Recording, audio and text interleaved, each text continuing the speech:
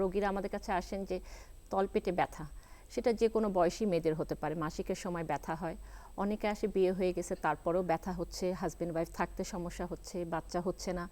তো এগুলো নিয়ে দেখা যায় যে আপনি যেরকম বললেন যে প্রথম 10 জন মানে প্রতি 10 জনের মধ্যে একজনই কিন্তু এটাতে সাফার করছে, কিন্তু এটার গুরুত্ব কেউ বুঝতে পারছে না। দেখা যায় যে ছোটোবেলা বাচ্চাদের প্রথম যখন মাসিক হয়, ব্যথা হয়, মারা অনেকটা ইগনোর করে, ভাবে এটা স্বাভাবিক। তবে এটা আমার মতে তীব্র ব্যথাটা ইগনোর করা উচিত না। কেননা এখানে যেটা আমরা এন্ডোমেট্রিওসিস বলি, এটা আসলে হয় কি, যেমন আমরা বলি যে নর্মালি এন্ডোমেট্রিয়ামটা থাকবে জরায়ুর ভিতরে।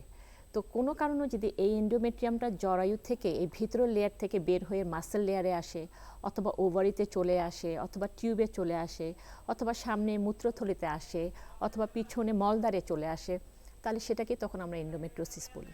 এন্ডোমেট্রিয়ামটা প্রতি মাসে মাসিকের সময় কিন্তু যখন পিরিয়ডের যে রক্তটা যায় সেটার সাথে এন্ডোমেট্রিয়ামটা শেড হয়ে যায়, এটা স্বাভাবিক।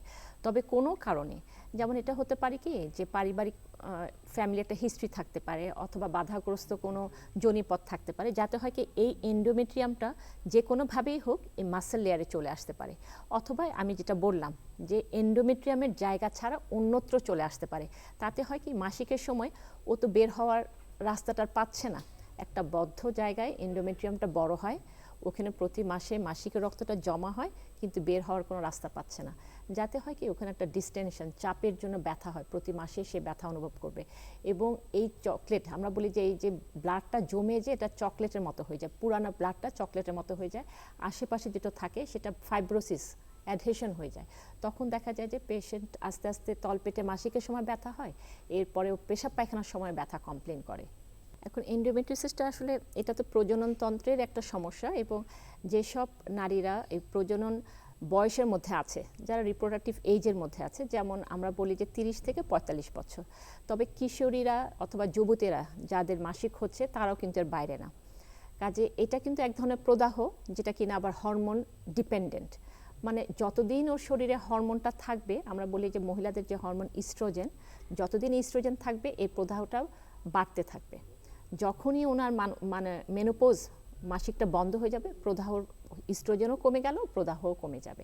তবে এই যে এত বড় একটা লম্বা সময়, একজন কিশোরী যখন প্রথম মাসিক হচ্ছে, মাকে বলছে যে আমার তলপেটে ব্যথা, স্বাভাবিক ব্যথা হলে প্যারাসিটামল খাচ্ছে অথবা ব্যথানাশক যে কোনো ওষুধ খেলে কমে যাবে, কিন্তু এই মেয়েটা কিন্তু সেটা বলবে না। এই মেয়েটা বলবে যে আমার প্রচণ্ড ব্যথা হচ্ছে, আমি স্কুলে যেতে পারছি না, যে মহিলা অফিসে যাচ্ছে সে অফিসে যেতে পারবে না, হ্যাঁ, যার বিয়ে হয়েছে সে হাজবেন্ডের সাথে থাকতে পারবে না, ব্যথার সাথে সাথে পিরিয়ডের ব্লিডিংটাও অনেক বেশি হবে। এই ধরনের যখন কমপ্লেইন হবে, আমার মতে এটাকে চেপে না রেখে অথবা লজ্জা না পেয়ে ফ্যামিলি, হাজব্যান্ড হোক, মা বাবা হোক, সবার সাথে শেয়ার করে যত দ্রুত ডাক্তারের কাছে নিয়ে আসা সম্ভব, এই ডিজিজটা তত দ্রুত কন্ট্রোল করা সম্ভব। কেন এই ডিজিজটা কিন্তু প্রোগ্রেসিভ, যতদিন ওর ব্লিডিং হবে ততদিন এই ডিজিজটা আস্তে আস্তে আস্তে বাড়তে থাকবে। এই জন্য ডাক্তার যত তাড়াতাড়ি এটাকে ডায়াগনোসিস করতে পারবে, তত তাড়াতাড়ি ডিজিজটা থেকে সে খুব একটা পরিত্রাণ পাবে বলছি না, কিন্তু নিয়ন্ত্রণের ভিতরে থাকবে।